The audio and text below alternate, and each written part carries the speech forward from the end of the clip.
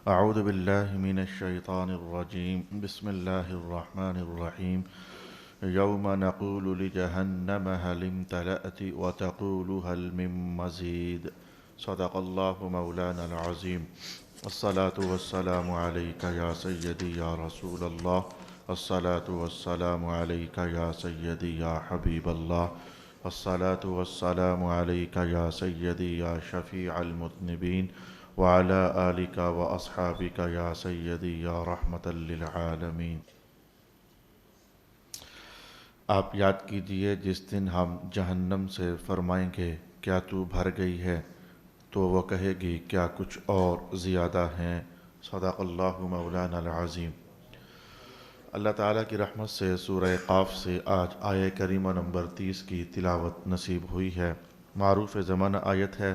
کہیں نہ کہیں اصحاب علم جو مسجد میں آنے جانے والے ہیں، بر وقت اہل علم کی گفتگو قرآن و سنت کی روشنی میں سماعت کرنے والے ہیں، یہ آیت کہیں نہ کہیں سننے میں ضرور ہمارے آئی ہوئی ہوتی ہے کہ قیامت کو اللہ تعالیٰ نے دوزخ میں اہل دوزخ کو ڈالنے کے بعد یہ پوچھنا ہے کیا تو بھر گئی ہے، تو وہ آگے سے کہے گی کیا کچھ اور ہے۔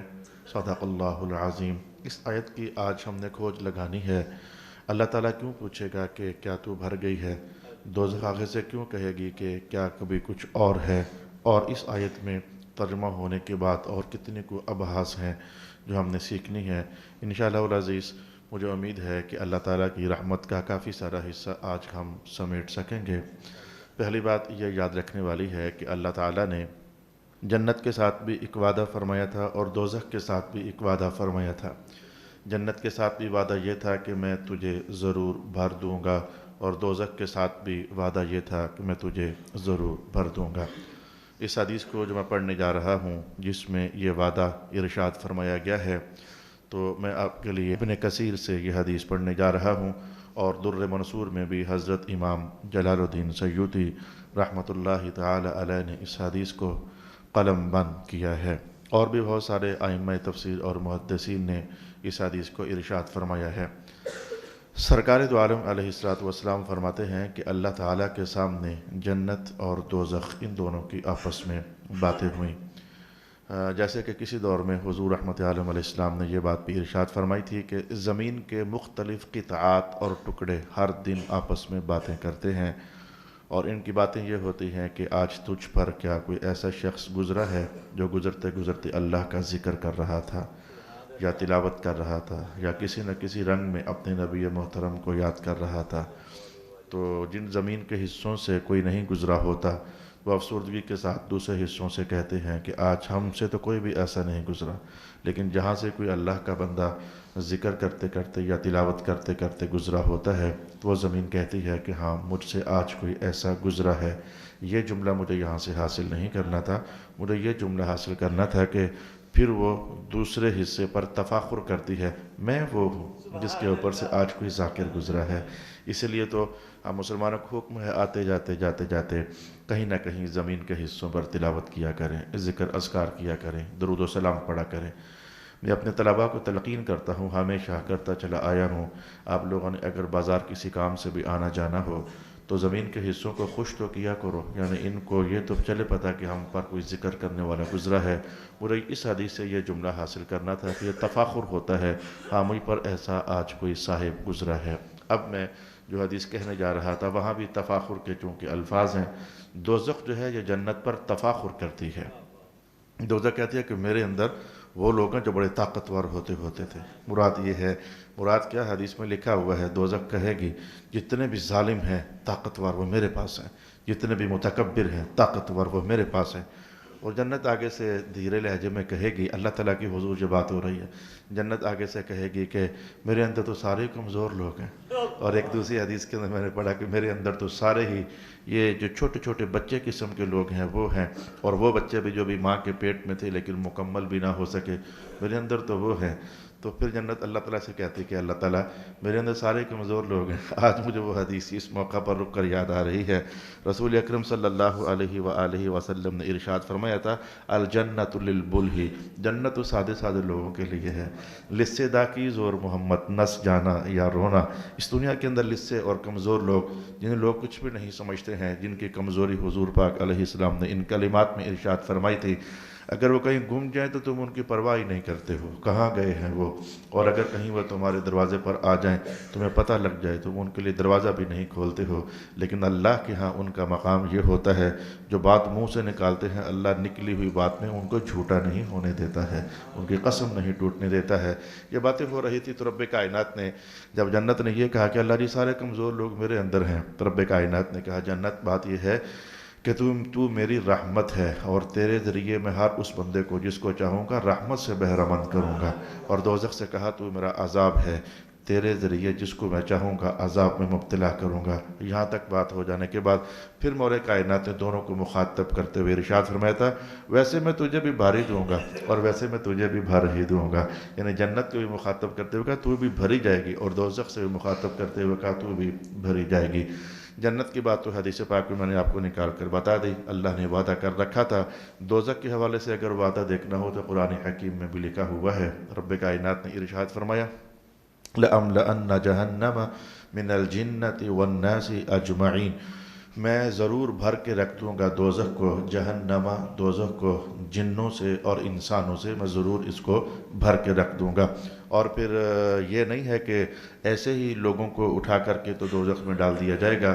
رب کائنات نے اس کی وضاحت فرمائی ہے کہ کن طرح کے لوگوں کو اور جنوں کو میں نے دوزخ میں ڈالنا ہے. ایک اور مقام پر قرآن حکیم کے الفاظ میں آپ کے سامنے پڑھنا چاہتا ہوں.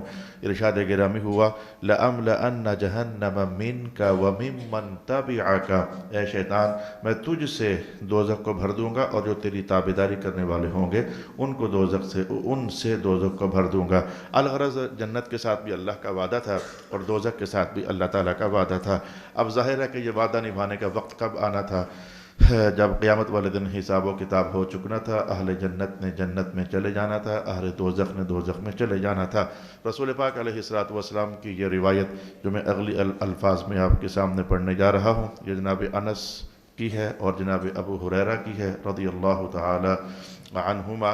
تو آپ دونوں اصحاب فرماتے ہیں کہ سرکار دو عالم علیہ السلام نے دوزخ کی کیفیت کو بیان کر دیا کہ جب دوزخ والوں کو دوزخ میں ڈالا جا رہا ہوگا تو جب بھی کوئی گروہ اور کوئی جماعت دوزخ میں پھینکی جائے گی تو اندر سے آواز آئے گی مولا اور بھیج.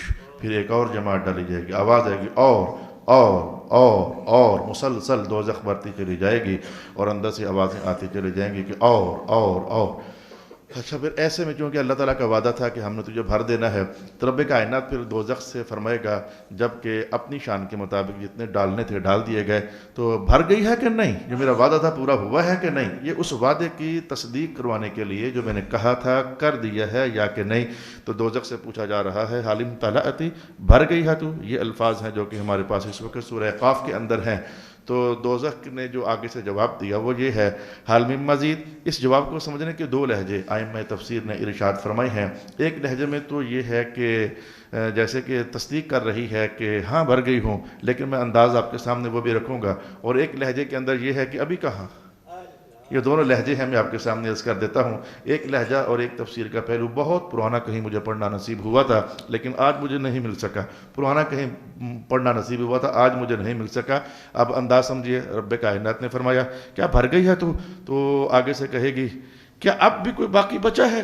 اب تو میں فل ہو گئی ہوں، بس کر دے میرے اللہ. یعنی ایک لہجہ یہ ہے بس کر دے، بہت ہو گیا، تو نے کہا تھا جو وعدہ پورا کر دے، میں بھر گئی ہوں. یہ ایک بات ہے. لیکن میں کہتا ہوں کہ یہ اگرچہ پرانا مطالعہ ہے لیکن آج جب میں اس جگہ سے گزرتے ہوئے تفسیر کا پہلو نمبر 2 پڑھ رہا تھا تو لگتا ایسے ہے کہ جو آج بیان کروں گا یہ پہلے سے بہت زیادہ مضبوط ہے، بہت زیادہ مضبوط ہے اور بہت زیادہ قوی ہے. اور پہلو کا تفسیر کا پہلو نمبر 2 اور لہجہ اور انداز نمبر 2 جانتے ہیں. بات پھر وہی ہے. رب کائنات نے وہ جو وعدہ کیا تھا اے دوزخ میں تجھے بھر دوں گا. تو رب کائنات پھر دوزخ سے پوچھے گا کیا اب تو بھر گئی ہے کہ نہیں بھر گئی؟ تو آگے سے پھر وہ کہے گی حال من مزید، ہے کوئی اور تو مولا بھیج دے، ابھی جگہ ہے. یہ لہجہ نمبر 2 ہے اور انداز نمبر 2 ہے۔ اب دوزخ والے تو پورے ہو چکے ہیں، لیکن دوزخ اتنی بڑی ہے اور اتنی بڑی ہے کہ اس میں گنجائش ابھی بھی باقی ہے۔ اب اس کو بھرنے کا وعدہ کیسے پورا ہوگا؟ اللہ اکبر، اللہ اکبر۔ ایک مشکل مقام سے گزرنے لگا ہوں، انشاءاللہ پہلے میں حدیث مکمل کر لوں، پھر اس مشکل مقام کو حل کرنے کی کوشش کریں گے۔ یعنی میں نے کیا کوشش کرنی ہے، ہمارے اکابر نے کوشش کر دی ہوئی ہے، میں نے ان سے خیرات لے کر آپ تک صرف پہنچانی ہے۔ تو اللہ تعالیٰ پھر حضور رحمت عالم علیہ السلام فرماتے ہیں کہ اللہ تعالیٰ دوزخ کا یہ جواب سن کر کہ اگر کوئی اور بھی ہے تو دے دے، جگہ ہے اے میرے اللہ، تو اللہ تعالیٰ پھر اپنا قدم دوزخ میں ڈالے گا۔ اور ایک دوسری حدیث کے اندر الفاظ آتے ہیں رجل، اللہ اپنا پاؤں دوزخ میں ڈالے گا، پیر اپنا پاؤں دوزخ میں ڈالے گا، تو دوزخ سکڑنا شروع ہو جائے گی اور پھر وہ کہے گی بس بس بعزتک و بکرمک یا اللہ، اے اللہ بس کر دے، بس کر دے، تیری عزت کی قسم اور تیرے کرم کی قسم، میں بھر گئی ہوں، بس بہت ہو گیا ہے، میں بھر گئی ہوں، میں بہت ہو گیا ہے۔ او کما قال النبی صلی اللہ علیہ وآلہ وسلم۔ دوزخ سے تو رب کائنات نے پوچھا، اور پوچھنے کے بعد اس نے جب کہا کہ میں جگہ باقی ہے، بھرنے کا اہتمام بھی کر دیا۔ اب جنت کا ماجرا کیا ہے، اس کو سارے کا سارا ہی سرکار دو عالم علیہ السلام نے خود ہی ارشاد فرما دیا۔ رسول اللہ علیہ السلام فرماتے ہیں کہ اللہ تعالیٰ نے چونکہ جنت بھی اتنی بڑی بنائی ہے، اتنی بڑی بنائی ہے، اتنی بڑی بنائی ہے کہ اس میں بہت وسعت ہے۔ قرآن پاک نے کیا کہا ہے، یہ ہماری زمین، یہ جو 7 زمینیں ہیں، 7 آسمان ہیں، تو ان 14 طبقوں کے اندر یہ جو 14 طبق روشن ہو گئے، وہ 14 طبق یہی ہوتے ہیں، 7 طبق زمین کے ہیں اور 7 طبق آسمانوں کے ہیں، 7 سماوات، 7 آسمان اور 7 زمینیں۔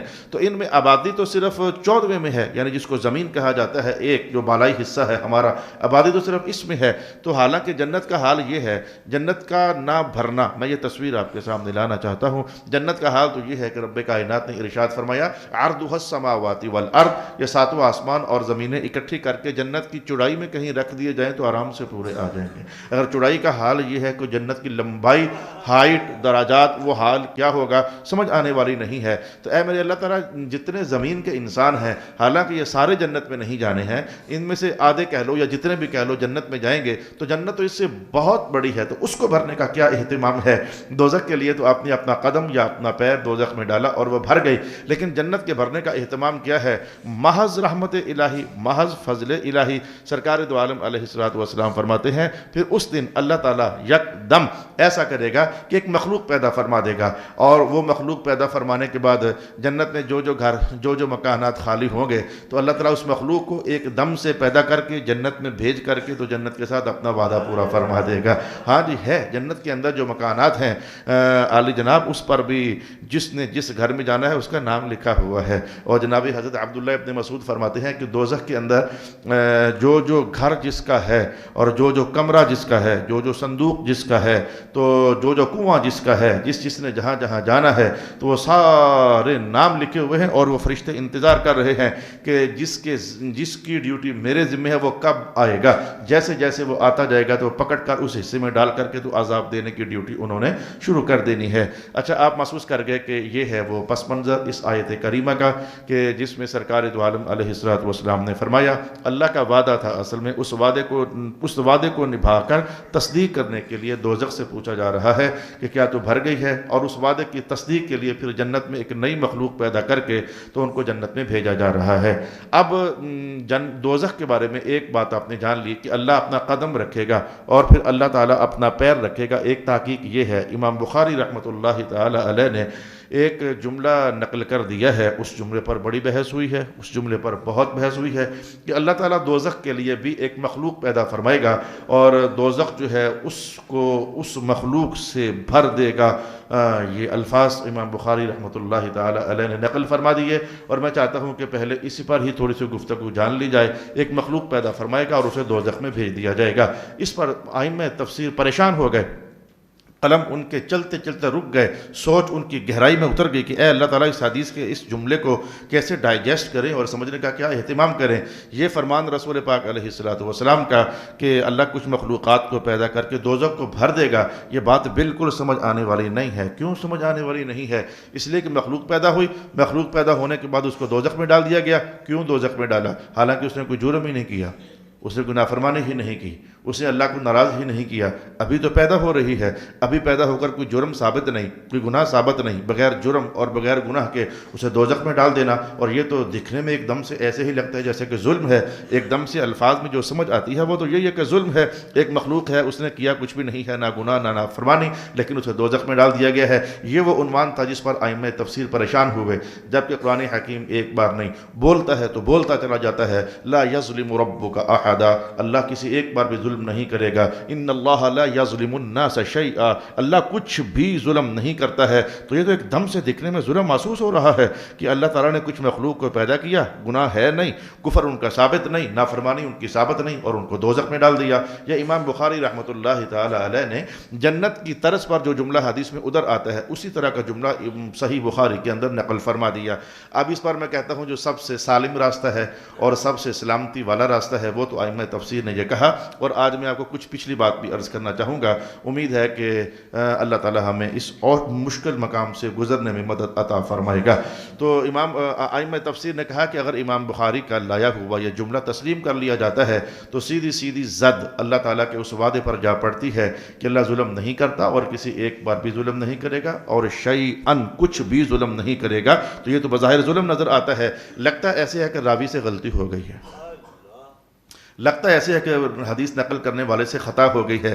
جملہ اصل میں یہ والا کہ ایک مخلوق پیدا کر کے داخل کر دے گا، بنتا یہ جنت کے ساتھ تھا، لیکن اس سے لگ گیا کہ دوزخ کے اندر بھی ایسا کیا جائے گا۔ بھی امام بخاری نقل کرتے ہیں، کہتے ہیں کوئی بات نہیں، امام بخاری کے راوی کو غلط کہنا آسان ہے، اللہ کے وعدے کو جھٹلانا یہ بہت مشکل کام ہے، نہیں کہا جا سکتا۔ اب راوی کی سائڈ لیتے لیتے، امام بخاری کی سائڈ لیتے لیتے، کیونکہ بخاری نے نقل کر دیا، جو کہا صحیح کہا، تو پھر جو اللہ نے کہا کیا وہ صحیح نہیں کہا؟ ان اللہ لا یظلم، اللہ ظلم نہیں کرتا، اور اللہ تعالیٰ کسی ایک بار بھی ظلم نہیں کرتا۔ اب بخاری کو سچا مانتے ہو تو اللہ کو سچا نہیں مانتے ہو۔ اب ایک یہ ہے کہ بخاری کی طرفداری کرتے کرتے اللہ کو اس کے کہے ہوئے کلام میں نعوذ باللہ سوچا بھی نہیں جا سکتا کہ جھوٹا قرار دے دیا جائے، اور پھر ایک یہ ہے کہ کہا جائے کہ نہیں، اللہ کا کلام جھوٹا نہیں ہو سکتا، اللہ کی بات غلط نہیں ہو سکتی، راوی سے خطا ہو گئی ہے، تو راوی کو خطا کار کہہ دینا یہ بہت آسان ہے، اور اللہ تعالیٰ کے وعدے پر زد جا پہنچے یہ بہت مشکل ہے۔ ائمہ تفسیر کی ایک جماعت نے چپ کر کے اتنی بحث کی اور بحث کر کے آگے بڑھ گئے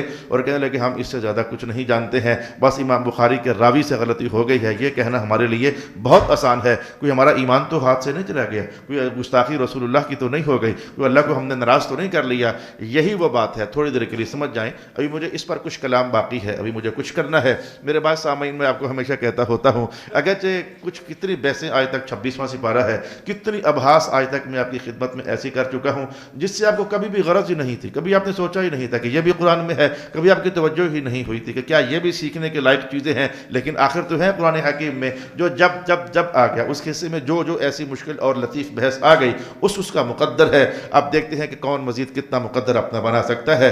تو انہوں نے اتنا کہا اور آگے بڑھ گئے۔ اب میں اسی جیسی ملتی جلتی بات امام بخاری کے حوالے سے ایک بار پہلے بھی آپ کے سامنے زیر بحث لا چکا ہوں۔ اگر امام بخاری کوئی ایسی حدیث پیش کر دیں کہ جس کا مضمون دیکھا جائے تو اس میں سرکار دو عالم علیہ السلام یا اللہ تعالیٰ کے کسی نبی کی عظمت برقرار نہیں رہ سک رہی ہے، بعض روایات ایسی ہیں اور میرے دماغ میں آ بھی رہی ہے، میں ان کو جان بوجھ کر پڑھنا نہیں چاہتا کہ جب میں پڑھوں گا مجھے ان کو انتہا کی حد تک لے کر جانا پڑے گا، انتہا کی حد تک نہیں لے کر جاؤں گا تو پھر آپ پریشان رہو گے۔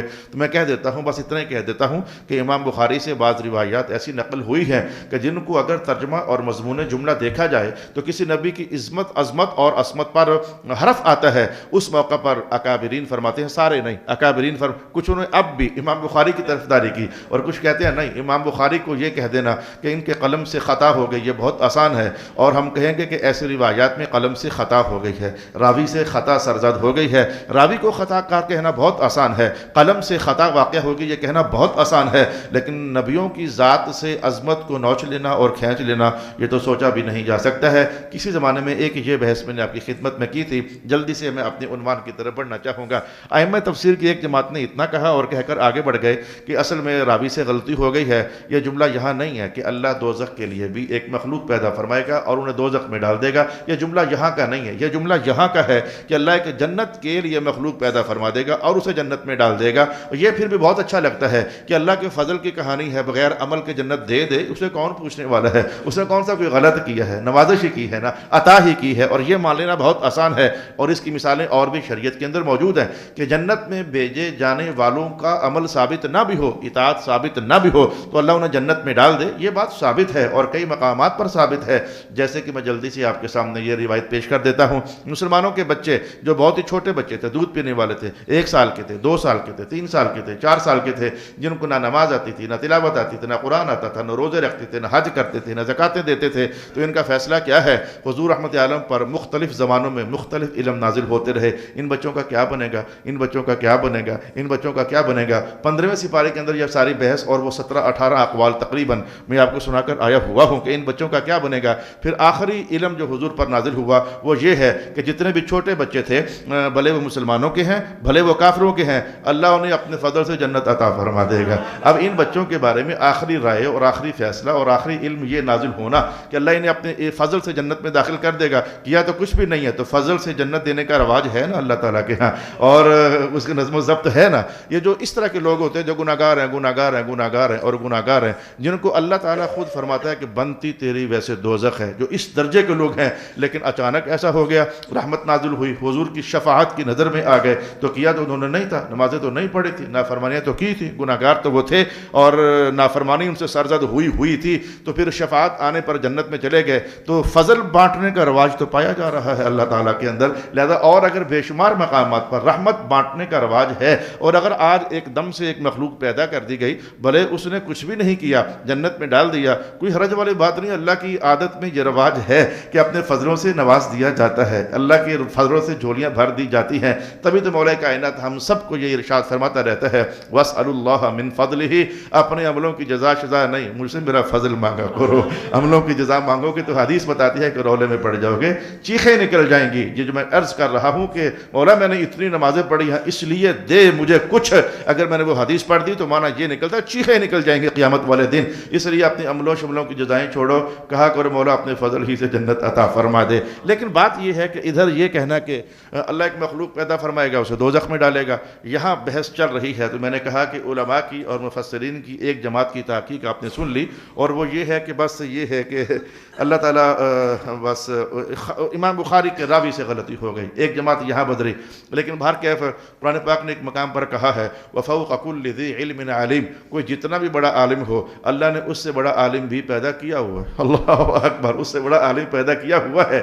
میں کہتا ہوں کہ اگر رازی بہت بڑے عالم ہے تو کون سے بھی بڑا ہے، غزالی اگر بڑے عالم ہے تو ان سے بڑا بھی ہے، اگر قرطبی بہت بڑے مفسر ہے تو ان سے بڑا بھی کوئی ہے، اگر سرکار دو عالم جیسی پاک ہستی ہو تو ان سے بڑا بھی اللہ تو ہے ہی ہے نا۔ تو جو بھی صاحب علم ہے اس سے اوپر بھی کوئی ہے، وَفَوْقَ كُلِّ ذِي عِلْمٍ عَلِيمٍ۔ اب آئیے چونکہ طلباء بھی اس محفل میں مجھے نظر آتے ہیں تو پھر کچھ بحثیں اصلوں میں ان کی خاطر کار کر دیتا ہوں، یہ بحث پبلک سمجھ لے تو ان کی بڑی اللہ کی رحمت ان پر نازل ہو گئی، لیکن کچھ بحثیں جو آنے والے زمانوں میں مجھے دورہ تفسیر پڑھاتے ہوئے اپنے ان طلباء کو پڑھانی ہیں، تو چلو اگر یہاں ڈیٹیل سے سمجھ لیں گے فریش ماحول میں، جبکہ ان پر نہ تکرار کا بوجھ ہے اس وقت نہ سبق یاد کرنے کا بوجھ ہے، تو اگر یہ پڑھ لیں گے سیکھ لیں گے تو مجھے بھی فائدہ ہی ہے اور ان کو بھی فائدہ ہی ہے۔ آئیے آپ کی دلچسپی کے لیے میں آپ کو یہ بات بتاؤں کہ اس جملے کا کیا کیا جائے کہ اللہ تعالیٰ قیامت والے دن ایک مخلوق پیدا کرے گا اور مخلوق پیدا کر کے تو اسے دوزخ میں ڈال دے گا۔ اللہ اکبر۔ اب رولا یہ پڑھ رہا تھا کہ یہ تو خالص نظر آ رہا ہے کہ ظلم ہے۔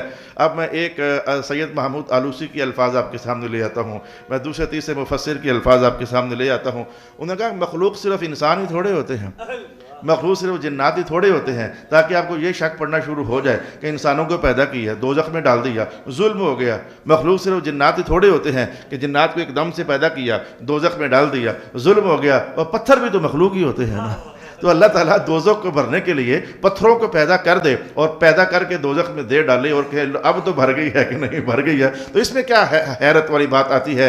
میں پڑھ کر یقین جانیے کہ حیران ہو گیا کہ اوہو بہت باریک بات کہی ہے، بہت باریک بات کہی ہے۔ اور ویسے بھی جیسے جنت میں رحمت سے کئی لوگوں کو ڈالنے کا رواج ہے اللہ کے ہاں، تو ایسے ہی دوزخ میں پتھروں شتھروں کو ڈالنا یہ رواج بھی ہے اللہ تعالیٰ کے ہاں۔ پہلے ہی سپارے میں سورہ بقرہ میں رب کائنات نے کہا نہیں ہے وَقُودُهَا النَّاسُ والحجارۃ اعدت للکافرین، دوزخ میں انسان بھی ہیں بطور ایندھن اور پتھر بھی ہیں بطور ایندھن، تو پتھروں کو آگ میں ڈالنا یہ تو ظلم نہیں ہے نا، تو بھرنے کے لیے اگر پتھر ڈال دیے جائیں تو اس میں کون سی ظلم والی کہانی لازم آتی ہے؟ میں پڑھ کر حیران ہوا، دلچسپی بھی پیدا ہوئی، لیکن میں کہتا ہوں کہ وفوق کل ذی علم علیم، جن کے سینے اللہ نے کھولے، ان کے بھی کھولے ہی تھے، انہوں نے سلامتی کا راستہ اختیار کیا، کہا ہم بحث نہیں کریں گے، ہم چپ کر کے آگے بڑھ جائیں گے، اتنا کہہ ڈالیں گے کہ بخاری کے راوی سے خطا ہو گئی، ہم مزید کچھ کہنے کی ہمت نہیں پاتے ہیں، ڈر لگتا ہے، لیکن جن کے سینے اللہ نے یوں کھولے، ایک نے تو یوں فرما دیا کہ یہ اصل میں اشارہ اس بات کی طرف ہے کہ پتھر پیدا ہو جائیں گے یا کوئی اس طرح کی بے جان مخلوق اللہ پیدا کر دے گا،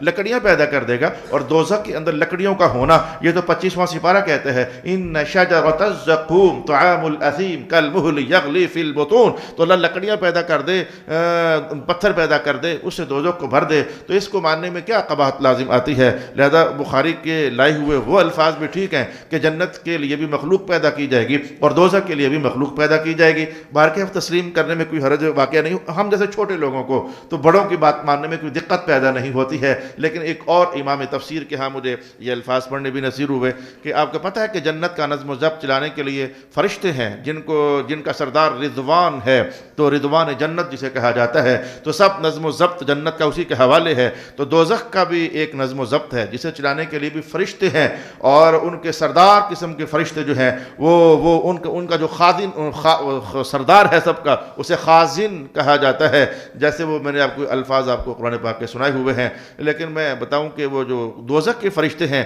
وہ دوزخ میں ہیں ضرور، جیسے تھانے والے تھانے میں ہیں ضرور، پھینٹی کھانے کے لیے نہیں، سپاہی پھینٹی لگانے کے لیے ہوتے ہیں، پھینٹی لگانے سے ان کو غرض ہے، ان کو پڑتی نہیں ہے، یہ دنیا کا تھانہ مجھے جلدی یاد آ گیا مقصد سمجھنے کے لیے، تو جو دوزخ کے اندر کے فرشتے ہیں وہ مارنے کے لیے ہیں، سزا دینے کے لیے ہیں، تو لیکن ان کو خود سے ایک لگنا نہیں ہے، ان کو خود تکلیف ہونی نہیں ہے، انہیں خود عذاب ہونا نہیں ہے، تو اگر فرشتے دوزخ میں جائیں اور جانے کے باوجود ہو انہیں کچھ بھی نہ، تو اگر اللہ ایسی مخلوق بنائی دے انسانوں کی اور جنات کی جنہیں اللہ دوزخ میں ڈال بھی دے لیکن ہو ہاں انہیں کچھ بھی نہ، تو اس میں کیا ظلم والی بات بنتی ہے؟ اس میں کیا ظلم والی بات بنتی ہے؟ ہو ہاں انہیں کچھ بھی نہ، اور کہتے ہیں کہ اگر اس کی مثال دیکھنی ہو تو ہم دنیا میں دکھا دیتے ہیں، وہ نمرود نے آگ لگائی نہیں تھی، جناب ابراہیم اندر گئے نہیں تھے، اندر ہونے کے باوجود ہو ہاں تو کچھ بھی نہیں رہا تھا نا، تو اگر اس کی مثال دنیا میں ہے اور دوزخ میں کچھ مخلوق بنا کر ڈال دی جائے اور ہو ہاں انہیں کچھ بھی نہ، تو اس میں کون سی ایسی عجیب بات لازم آ جاتی ہے؟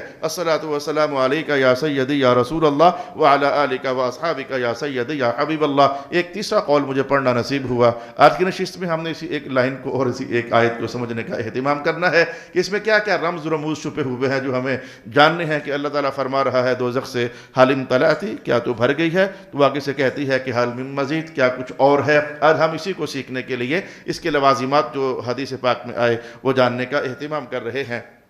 اچھا آئیے میں ایک اور چیز آپ کے سامنے کہتا ہوں، کبھی آپ نے تانا سنا ہے، کبھی آپ نے مینا سنا ہے؟ ہم پنجابی کے اندر اسے مینا، تانا، سٹ، زد، ضرب، ٹیکا کہتے ہیں، اور تیری بات کی موجود ہے کہ نوک پر بھی نہیں رکھتا ہوں، تو ذلت کا استعارہ ہے قدم، ذلت کا استعارہ ہے پاؤں، یہ پاؤں کا ہونا، تیری بات میری جوتی کے نیچے، یہ جو جوتی کے نیچے والی کہانی ہے، اور میں نے کتنی بار آپ سے کہا قرآن انسانی لہجوں سے قریب ہو کر بات کرتا ہے، رسول پاک علیہ الصلوۃ والسلام انسانی خیالات اور افکار سے قریب ہو کر بات کرتے ہیں، تو اگر ائمہ تفسیر کی ایک جماعت نے کہا کہ وہ جو کہا گیا کہ اللہ تعالیٰ پھر اپنا قدم رکھے گا، یعنی میں بحث کو دوبارہ پھر کرنا چاہوں گا، وہ اب عنوان ہمارا یہ ہو گیا، دو طرح کے عنوان ہو گئے، ایک یہ کہ اللہ تعالیٰ دوزخ کے لیے ایک مخلوق پیدا فرمائے گا، اسے بھیجے گا دوزخ میں، اور ایک ہم نے الفاظ یہ بھی تو پڑھ لی ابھی کہ اللہ تعالیٰ اپنا پیر رکھے گا دوزخ کے اندر، اب ایک مخلوق پیدا کر کے دوزخ میں بھیجے گا، یہ بات ہے، یا کہ یہ بات ہے کہ اللہ اپنا قدم دوزخ میں رکھے گا تو پھر وہ دوزخ بھر جائے گی؟ بات کیا ہے؟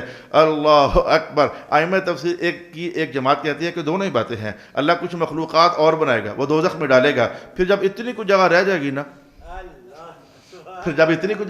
نا، کہ اب پیر والا عنوان جو ہے اس کو نبھانے سے وہ بھر جائے گی، آپ کو سمجھ نہیں آ سکی، میں الفاظ بڑے سوچ اللہ کی مدد سے سوچ ساچ کر ادھر ادھر سے بچا کر نکلنے کی کوشش کر رہا ہوں، جب عنوان اتنا کو رہ جائے گا نا جو حدیث میں آیا ہے، پھر اللہ قدم رکھے گا، تو پھر اتنا کو عنوان جب رہ جائے گا پھر قدم رکھ کر کے تو اس کو بھر دیا جائے گا، اس سے پہلے بھرا جاتا رہے گا، ایک مخلوق بھی پیدا ہوتی رہے گی، جب مکانات سارے وہ کنویں سارے بھر بر گئے تو پھر جب اتنا کو عنوان رہ جائے گا کہ اب قدم ہی رکھنا چاہیے، اب اللہ قدم رکھے گا تو بھر جائے گی، یہ قدم کیا ہے؟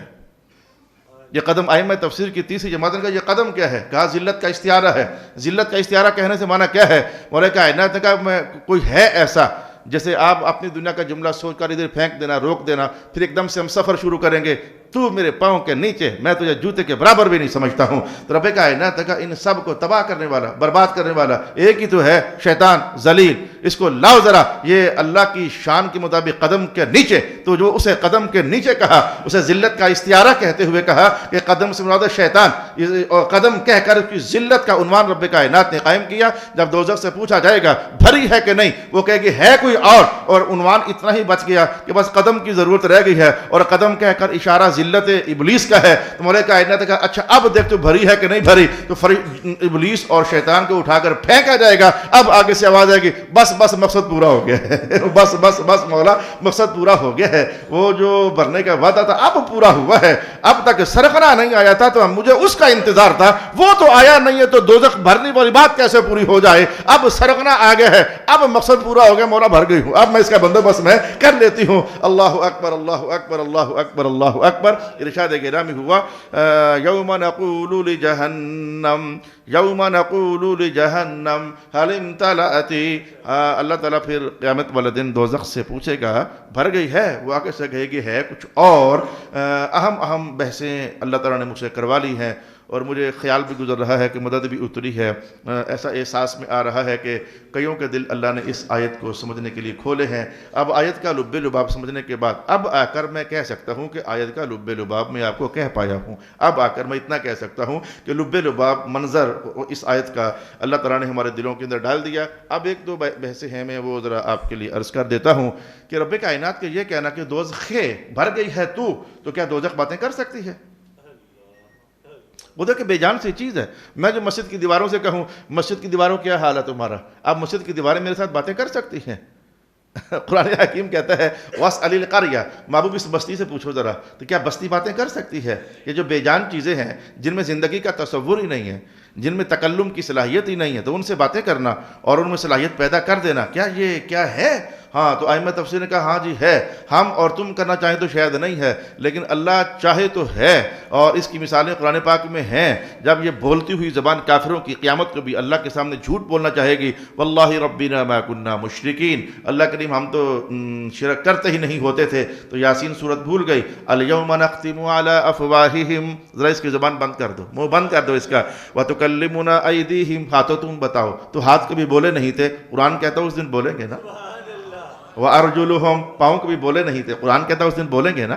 يَوْمَئِذٍ تُحَدِّثُ أَخْبَارَهَا، وہ دن ایسا دن ہے کہ زمین باتیں کرے گی اور بتائے گی مولا کون کون کس خیر کے ارادے سے میرے اوپر سے گزرا، کون کون کس شر کے ارادے سے میرے اوپر سے گزرا۔ تو وہ اللہ ہے، چاہے تو زمین سے باتیں کروا لے، چاہے تو ذرے اسے ہم کلام ہو جائیں، اور چاہے تو ہاتھ بولیں، بلکہ انسان کا چمڑا بھی بولے گا، قرآن کہتا ہے چمڑا بھی بولے گا۔ تو انسان اپنے چمڑے کو مخاطب ہو کر کہے گا قالوا لجلودہم، اپنے آپ کو پکڑ کر تم جو ہے میرے خلاف بول رہے ہو، اور جو میں اللہ کے سامنے جھوٹ بول رہا ہوں تمہیں بچانے کے لیے تو بول رہا ہوں۔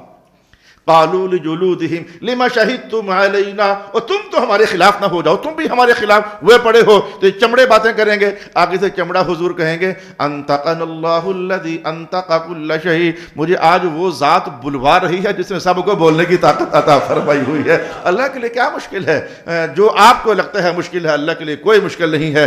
کیا رب کا رسول پاک علیہ السلام نے فرمایا نہیں ہے دوزخ کافروں کو سر کے بل چلا کر دوزخ میں بھیجا جائے گا؟ ایک صحابی نے کہا حضور پاؤں سے چلنے کا نظام تو دیکھا ہوا ہے، تو یہ سر سے چلنے کا نظام کیسا ہوتا ہے؟ تو رسول پاک علیہ السلام نے یہی تو فرمایا تھا کہ جو اللہ پاؤں پر چلوا سکتا ہے وہ سر پر بھی چلوا سکتا ہے، اس کے لیے کوئی مسئلہ نہیں ہے۔ اور اس کے اور بھی امثال موجود ہیں قرآن و سنت میں، اس کے اور بھی شواہد موجود ہیں۔ کیا مولا کائنات نے ارشاد نہیں فرمایا ہے کہ سرکار دو عالم علیہ السلام نے ارشاد نہیں فرمایا ہے کہ قیامت والے دن جو بندہ قرآن سے تعلق اپنا رکھتا تھا وہ ٹھیک ٹھاک رکھتا تھا؟ اور بعض اوقات مجھے کسی بندے سے پوچھنا پڑتا ہے یار وہ تیرا اس کے ساتھ کوئی تعلق ہے؟ ہاں جی ہے۔ تعلق ہے یا ٹھیک ٹھاک ہے؟ وہ کہتا ہے نا جی اچھا تعلق ہے. میں کہتا ہوں اچھا یار یہ اچھا کام ہے، اس کے ذمہ ڈیوٹی لگا دے. مجھے پوچھنا ہوتا ہے تعلق ہے یا ٹھیک ٹھاک تعلق ہے. تو کچھ لوگوں کا تعلق قرآن سے ہوگا لیکن صرف تعلق ٹھیک ٹھاک تعلق ہوگا. ان کے بارے میں کہ حضور نے فرمایا نہیں ہے کہ انہیں بزم حشر میں قرآن ڈھونڈتا جہاں وہ کھڑے گا ان کے پاس آ جائے گا اور آ کر باتیں کرے گا، وہ سیانا ہے، مجھے پہچانا ہے، ہم اکٹھے رہتے ہوتے تھے، تو میرا دوست میں تیرا دوست، ہر رات کو اکٹھے ہوتے تھے. تو وہ کہے گا وہ تو قرآن ہے. کہا ہاں میں قرآن ہوں. تو کدھر؟ اور کہا رب کائنات نے مجھے کہا ہے وہ تیرا سنگی ادھر کھڑا ہے، اسے پکڑ کر لا اور عرش کے نیچے جو اس کا ٹھکانہ ہم نے فیصلہ کر دیا اس کو وہاں بٹھا کر جانا. تو یہ قرآن باتیں کرے گا. درود و سلام باتیں کرتے ہیں اور درود و سلام باتیں کرتے ہیں. یہ تو رسول پاک علیہ السلام نے اس کو چونکہ یہ بات عجیب ہے، اس کو میرے حضور نے ایک دن خود ہی عجیب ہی کہا. عجب رأیت البارحۃ عجبا، الفاظ یہاں سے شروع ہوتے ہیں رأیت البارحۃ عجبا، اور رات کو تو بہت ہی عجیب شے میں نے دیکھی. اور حضور نے پھر اس کا بیان کیا. ایک بندہ پل صراط پر کھڑا گزرنے کی کوشش کر رہا ہے، گرتا ہے، اٹھتا ہے، رگڑے کھاتا ہے، گھسٹتا ہے، میں کسی طریقے سے پار ہو جاؤں لیکن کامیاب نہیں ہو رہا.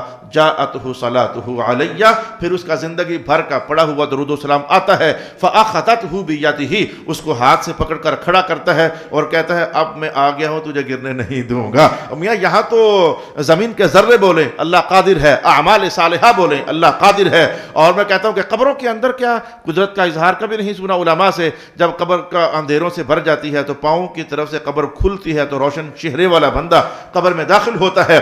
تو وہ آ کر کہتا ہے پہچانتے ہو؟ اتعرفونی، پہچانتے ہو؟ تو میت کہتی ہے نہیں میں تو نہیں پہچانتا. وہ کہتا ہے کہ انا عملک الصالح، میں تیرا عمل صالح ہوں، میں تیری نماز ہوں. نماز کبھی بولتی نہیں آج بول رہی ہے، روزہ کبھی بول نہیں آج بول رہا ہے، تلاوت کبھی بولی نہیں آج بول رہی ہے. تو میاں اللہ کے لیے کوئی مشکل نہیں ہے، وہ جس کو چاہے بلوا ڈالے. اگر ابو جہل ٹائپ لوگ اگر اپنے ہاتھوں میں کنکر بھی لے کر آ جائیں اور آ کر کہیں بتا محمد ہاتھ میں کیا ہے، تو حضور کہیں میں کیا بتاؤں، وہ خود ہی بتا دیتا ہے. اندر سے آوازیں آئیں لا الہ الا اللہ محمد الرسول اللہ. تو اللہ کے لیے اللہ کا شکر ہے ہم مسلمان اپنے رب کے لیے بڑی سے بڑی بات جو ہمیں لگتی ہے، حالانکہ وہ اللہ کے لیے کوئی اتنی جیسے ہم سمجھتے ہیں ایسی نہیں ہوتی ہے، تو ہم ماننے کے لیے تیار ہیں. ان اللہ علی کل شیء قدیر. آج جمعرات، آج فجر کی نماز کے وقت میں اپنے بیٹے کے ساتھ ایک سفر طے کرنا تھا.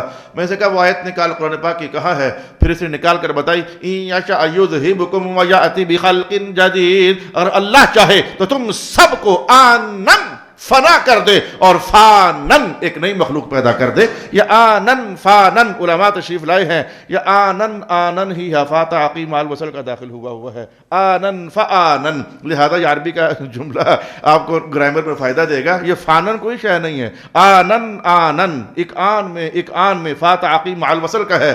آنن فانن ایک اور مخلوق پیدا کر دے. کتنا مشکل لگتا ہے کہ ایک مخلوق کو فوراً فنا کر دینا اور ایک نئی مخلوق کو لے آنا، اور ایک آن ادھر لگے اور ایک آن ادھر لگے. یہ بھی میں نے دیر کر دی ہے، میری مجبوری سے بولے ہوں، یہ ترتیب چاہیے تھی، یہ مجھ سے دیر ہو گئی ہے. ورنہ اس کا یہ ارادہ کہ یہ جائے فوراً دوسری آ جائے، اسے مولا کائنات کا آنے واحد ہی کافی ہے. کون ہونے کی دیر ہے، باقی یہ بھی میری غلطی ہوگی دیر کہہ دیا میں نے. اللہ کے ہاں تو دیر ہے ہی نہیں ہے، فوراً معاملات ہیں. اچھا یہ بحث میں نے آپ کی خدمت میں مکمل کی کہ یوم نقول لجہنم هل امتلأت وتقول هل من مزید. ہم قیامت والے دن جہنم سے کہیں گے کیا تو بھر گئی ہے، تو آگے سے کہے گی کہ کیا کوئی اور ہے. اب اگلا جو قرآن پاک کا عنوان ہے، تو جانے سے پہلے آپ کی سماعتوں سے ٹکر تو ضرور لگے گی کہ اب کیا ہونے والا ہے. آپ کو پتہ نہیں قرآن کا مزاج، جب گناہگار کی بات ہوتی ہے تو ساتھ ہی کہیں آگے پیچھے نیک کی بات بھی ہوتی ہے، عطاؤں کی بات ہوتی ہے تو کہیں نہ کہیں سزاؤں کی بات ہوتی ہے، سزاؤں کا حوالہ چھڑتا ہے تو کہیں نہ کہیں عطاؤں کا عنوان چھڑ جاتا ہے. تو دوزخ کا حوالہ تو آ گیا. اگلے الفاظ یہ ہیں وَأُزْلِفَتِ الْجَنَّةُ لِلْمُتَّقِينَ. الفاظ میں بڑی چاشنی ہے، بڑی مٹھاس ہے.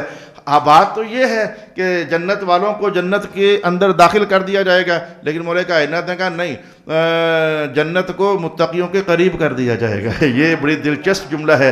یہ بڑھ کر ادھر قریب ہوں گے یا وہ بڑھا کر ان سے قریب کر دی جائے گی، یہ دلچسپیوں سے بھرا ہوا جملہ ہے. چونکہ جنت کی داستان ہے تو انشاءاللہ یہ اگلے سبق میں ہماری پڑھنے کے لائق ہوگی. اللہ تعالیٰ میرا اور آپ کا حامی و ناصر ہو. وآخر دعوانا ان الحمد للہ رب العالمین.